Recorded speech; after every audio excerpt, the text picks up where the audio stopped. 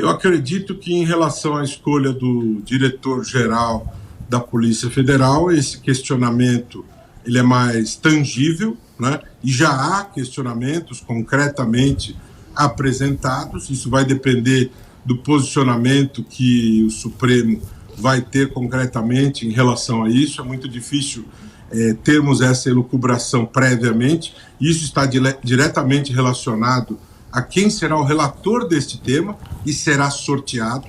Em relação à escolha do ministro da Justiça, não há propriamente um assunto sob investigação. Agora, em relação ao diretor-geral da Polícia Federal, existe uma investigação grave, séria, que pende em relação a um dos filhos do presidente da República, que está sob a responsabilidade da Polícia Federal. Esse é um assunto sério e grave. Os jornais estampam aí, em primeira página, uma foto do filho do presidente ao lado deste delegado no último Réveillon do ano passado. Então, não deve pairar qualquer espécie de dúvida em relação a estas escolhas, né? Nós precisamos tomar decisões do campo da administração pública que sejam calcadas pela eficiência, pela absoluta moralidade, pela absoluta legalidade. Esses questionamentos, eles poderão ser feitos. Noticia-se que o presidente, ao longo do final de semana, fez sondagens em relação a isso. Parece que já deixou de sobreaviso o advogado-geral da União para já preparar uma defesa em relação a esses questionamentos. E, como é óbvio e se percebe, pagou um preço político grande para escolher o delegado Ramagem. E noticia-se que esse delegado já teria sido o nome da sua preferência desde o início do seu mandato. E aí fica a pergunta, fica a dúvida que todos têm. Por que Valeixo foi retirado da Direção-Geral da Polícia Federal?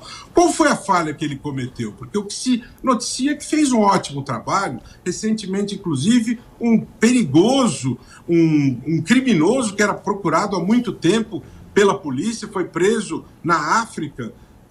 Valeixo fez um ótimo trabalho. Qual o motivo dele ter sido retirado da condução da Polícia Federal, que tem excepcional trabalho feito para a sociedade no Brasil? Quais os motivos que levam a isso, né? E aí você vê critérios de natureza subjetiva determinando escolhas. Isso não é atender ao interesse comum. E estes são os critérios que devem nortear as escolhas da administração pública. A Associação dos Delegados de Polícia Federal elaborou uma carta aberta ao presidente falando a respeito disso, né? Não deve haver ingerência em relação ao presidente, ao trabalho da Polícia Federal, uma instituição séria, de papel fundamental no combate à corrupção, e é inadmissível que isso aconteça. Então, eu afirmo sim, esse questionamento pode acontecer.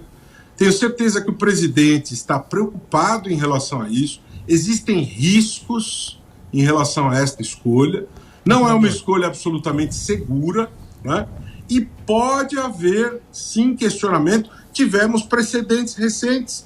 Eu aponto o caso do ex-presidente Lula e o caso de Cristiane Brasil, que foi indicada para ser ministra do Trabalho, com 2 condenações pela Justiça do Trabalho, numa ação popular, e jamais tomou posse como ministra do Trabalho por violação ao princípio da moralidade. Lula também jamais tomou posse como ministro. Foram questionamentos feitos a indicações calcadas na violação do princípio da moralidade, violação ao princípio da impessoalidade.